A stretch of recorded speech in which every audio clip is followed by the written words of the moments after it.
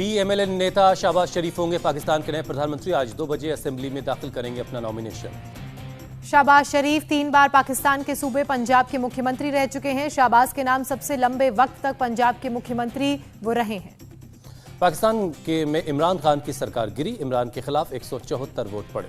Supreme court के आदेश के बाद पाकिस्तान की संसद में इमरान खान के खिलाफ अविश्वास प्रस्ताव पर वोटिंग हुई। सदन में वोटिंग के दौरान इमरान समर्थक सांसद मौजूद नहीं रहे, वॉकआउट किया। अविश्वास प्रस्ताव पर वोटिंग से पहले ही पीएम आवास छोड़कर चले गए इमरान खान। इमरान ने नेशनल असेंबली के स्पीकर असद कैसर के इस्तीफा देते ही पीएम ऑफिस छोड़ दिया, आवास भी खाली किया। इमरान खान न्याजी पाकिस्तान के पहले प्रधानमंत्री हैं जो अविश्वास प्रस्ताव के जरिए हटाए गए। इमरान खान के देश छोड़कर भागने का डर। इमरान खान समेत अन्य नेताओं को ईसीएल लिस्ट में डालने की याचिका पर कल सुनवाई होगी। कल दोपहर 2 बजे पाकिस्तान के नए पीएम का चुनाव से पहले होगी नेशनल असेंबली की बैठक। इमरान खान की सरकार गिरने पर बोले शहबाज शरीफ, पाकिस्तान में एक नई सूबे की शुरुआत हुई। शहबाज शरीफ ने कहा, हम किसी से बदला नहीं लेंगे और न ही किसी को जेल भेजेंगे। पाकिस्तान पीपुल्स पार्टी के अध्यक्ष बिलावल भुट्टो ने पाकिस्तान की संसद में कहा, आज हमने इतिहास बनाया। पीएमएलएन की उपाध्यक्ष मरियम नवाज ने शेर का वीडियो ट्वीट कर दिया संकेत कि उनकी पार्टी की वापसी हो रही है। मरियम नवाज ने ट्वीट कर इमरान खान को बताया अहंकारी, कहा अहंकार का पतन हुआ और इसीलिए इमरान खान अविश्वास प्रस्ताव हारने वाले पहले पीएम बने। इमरान खान की हार पर पीपीपी के समर्थकों में खुशी। कराची की सड़कों पर जश्न मनाते नजर आए, डांस किया। इमरान खान की सरकार गिरने के बाद फवाद चौधरी ने कहा, पाकिस्तान के लिए दुखद दिन, लुटेरों की घर वापसी हुई। पाकिस्तान नेशनल असेंबली में शाह महमूद कुरैशी ने भारत की तारीफ की, कहा हिंदुस्तान के आगे पाकिस्तान की कोई हैसियत नहीं। शाह महमूद कुरैशी का छलका दर्द, समिट में मोदी को बुलाया जाता है, इमरान खान को नहीं, भारत के खिलाफ एक शब्द कोई नहीं बोलता। गठबंधन ऑफर के दावे पर मायावती ने राहुल गांधी को बताया झूठा, कहा कांग्रेस अपना घर नहीं संभाल पा रही, बीएसपी के सारे बारे में सोचने से पहले 100 बार सोचे राहुल। मायावती ने कहा, जातिवादी मानसिकता से ग्रसित है कांग्रेस, राहुल गांधी के बयान से बीएसपी के प्रति उनकी हीन भावना झलकती है। मायावती का बीजेपी पर हमला, कहा देश को विपक्ष मुक्त बनाकर चीन जैसा 1 पार्टी सिस्टम लाना चाहती है बीजेपी, लोकतंत्र और संविधान को खत्म करने में जुटी बीजेपी। दिग्विजय सिंह ने ट्वीट कर बीजेपी पर साधा निशाना, लिखा मुगल, ब्रिटिश और कांग्रेस राज में हिंदू खतरे में नहीं आया, 8 साल में बीजेपी राज में हिंदू खतरे में आ गया, ये जुमला नहीं तो क्या है। महाराष्ट्र में लाउडस्पीकर को लेकर बड़ा विवाद, मनसे ने शिवसेना भवन के बाहर लगाया लाउडस्पीकर, रामनवमी के मौके पर बजाई हनुमान चालीसा। मुंबई पुलिस ने बंद करवाया शिवसेना भवन के बाहर लगा लाउडस्पीकर, हिरासत में लिए गए एमएनएस के नेता यशवंत किल्लेर।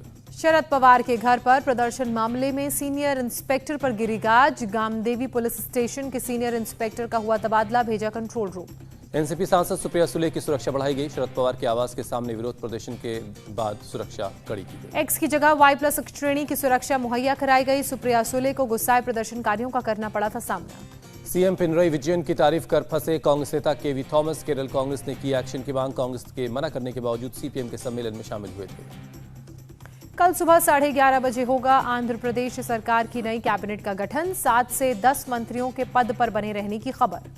पीएम मोदी ने देशवासियों को रामनवमी की शुभकामनाएं दी, लिखा भगवान श्री राम की कृपा से हर किसी के जीवन में सुख और शांति बनी रहे। सीएम योगी ने लोगों को दी रामनवमी की बधाई, कहा मानव जाति के लिए आदर्श है भगवान श्री राम का जीवन। रामनवमी पर गोरखनाथ मंदिर में कन्या पूजन का आयोजन, सीएम योगी ने की कन्या पूजा। शिमला के जाखू हनुमान मंदिर पहुंचे बीजेपी के राष्ट्रीय अध्यक्ष जेपी नड्डा, रामनवमी के मौके पर पूजा की। रामनवमी के मौके पर सीएम धामी ने किया कन्या पूजन, कन्याओं के पैर धोए, खाना भी खिलाया। अयोध्या की सरयू घाट पर श्रद्धालुओं की भीड़, रामनवमी के मौके पर लगाई आस्था की डुबकी। रामनवमी के मौके पर अयोध्या में रामलला के दर्शन के लिए उमड़े श्रद्धालु, पूजा करके आशीर्वाद लिया। वाराणसी के अष्टभुजा मंदिर में रामनवमी के अवसर पर जुटे श्रद्धालु पूजा अर्चना की। नवरात्रि के आखिरी दिन मुंबई के मुंबा देवी में हुई खास आरती, भक्तों ने दुआएं मांगी। गुवाहाटी में कामाख्या मंदिर में श्रद्धालुओं की भीड़, पूजा कर लिया मां का आशीर्वाद। हैदराबाद के हनुमान मंदिर में हुई खास पूजा, भारी संख्या में पहुंचे श्रद्धालु। अमृतसर में बैशाखी की धूम, गेहूं के खेतों में डांस करते नजर आए कलाकार। बनासकांठा के नादेश्वरी माता मंदिर पहुंचे गृहमंत्री अमित शाह, पूजा अर्चना की। गुजरात दौरे पर गृहमंत्री अमित शाह बनासकांठा में Bharat Pak border view point का किया उद्घाटन। बनासकांठा में बोले गृहमंत्री अमित शाह, कहा बॉर्डर पर पर्यटन को बढ़ावा देने के लिए उठाए जा रहे कदम, यहां आकर बच्चों को में बढ़ेगी देशभक्ति की भावना। अमित शाह ने बीएसएफ की तारीफ की, कहा देश को जब जरूरत पड़ी जवानों ने बलिदान दिया, बीएसएफ जवानों ने बड़ी संख्या में वीरता पदक जीते। 22 और 23 अप्रैल को बिहार जाएंगे गृहमंत्री अमित शाह, बाबू वीर कुंवर सिंह की याद में रखे गए कार्यक्रम में हिस्सा लेंगे, बिहार के बीजेपी नेताओं से भी करेंगे मुलाकात। 12 अप्रैल को गृहमंत्री अमित शाह से मिलेंगे पंजाब के मुख्यमंत्री भगवंत मान, सीमा पार से तस्करी को खत्म करने के मुद्दे पर होगी बात। भारत के साथ व्यापारिक समझौते से खुश ऑस्ट्रेलियन पीएम, खिचड़ी बनाकर बनाया जश्न, लिखा ये मेरे गुजराती दोस्त की फेवरेट डिश है। करौली हिंसा मामले में 11 अप्रैल को गवर्नर से मिलेंगे बीजेपी नेता, दोषियों पर कड़ी कार्रवाई और पीड़ितों को आर्थिक मदद के लिए सौंपेंगे ज्ञापन। शिमला दौरे पर जेपी नड्डा, नगर पार्षद और अन्य नेताओं से मुलाकात। गोरखपुर में सीएम योगी ने लगाया जनता दरबार, लोगों की समस्याओं को सुना। गोरखपुर में आरोग्य मेले का आयोजन, सीएम योगी ने किया उद्घाटन। श्रीनगर में पुलिस और सुरक्षा बलों का जॉइंट ऑपरेशन, एक आतंकवादी ढेर एनकाउंटर जारी। जम्मू कश्मीर के बडगाम जिले में लश्कर के 2 आतंकी गिरफ्तार, विस्फोटक भी बरामद हुआ। नोएडा सुपरटेक के ट्विन टावर गिराने के लिए ब्लास्ट टेस्ट आज, टावर में 6 जगहों पर लगाए गए विस्फोटक, आसपास के इलाके को 1 घंटे के लिए बंद किया गया।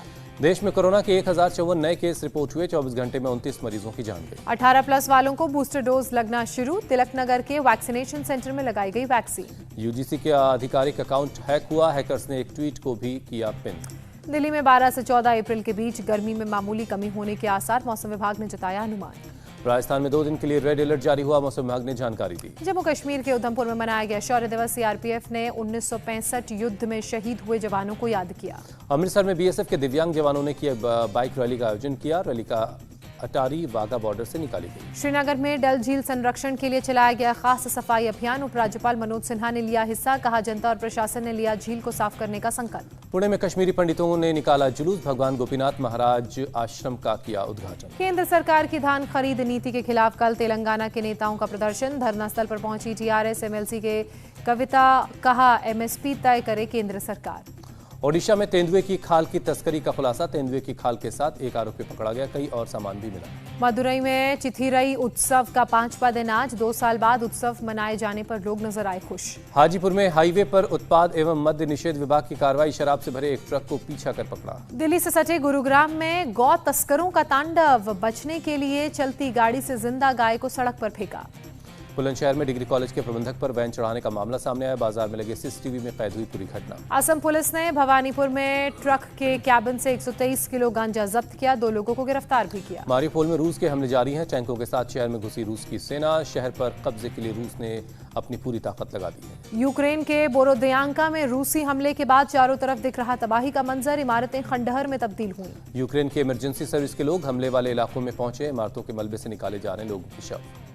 बर्किनकोव में यूक्रेन के सैनिकों और वॉलंटियर्स ने खोदी खाई, रूसी हमलों का जवाब देने के लिए फ्रंट लाइन पर है तैयारी। प्रेसिडेंट जेलेंस्की ने कीव की यात्रा के लिए ब्रिटिश पीएम का शुक्रिया अदा किया, कहा युद्ध के बाद भी यूक्रेन की सहायता के लिए ब्रिटेन ने भरोसा दिया है। अमेरिकी मीडिया को दिए इंटरव्यू में बोले जेलेंस्की, रूस की बर्बरता के बावजूद शांति के लिए कूटनीतिक कदम जारी रखेगा यूक्रेन।